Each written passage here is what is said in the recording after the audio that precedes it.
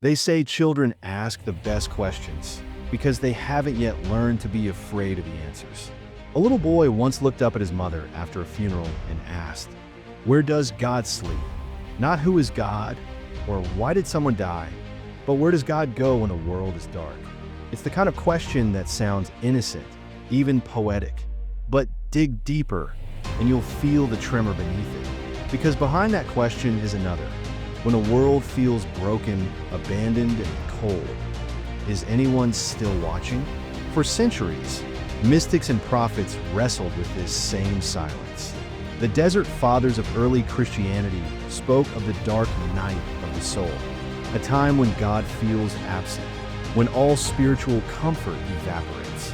In the Jewish Talmud, there's a story that after the destruction of the temple, the Shekhinah, God's presence, went into exile with the people. Not in heaven, not in power, but in pain. Psychologists might call it projection, that we're searching for a divine parent to make sense of chaos.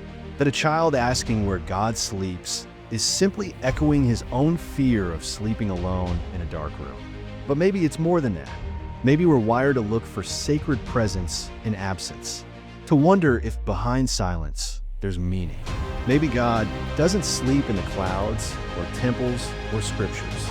Maybe God sleeps in the questions we're too afraid to ask, in the quiet corners of grief, in the spaces between words, in the breath before hope returns. So where does God sleep? Maybe right next to the child who dares to ask. If that question stirred something in you, don't scroll past it. Sit with it. Ask your own. And if you're still listening, maybe that means you haven't stopped searching.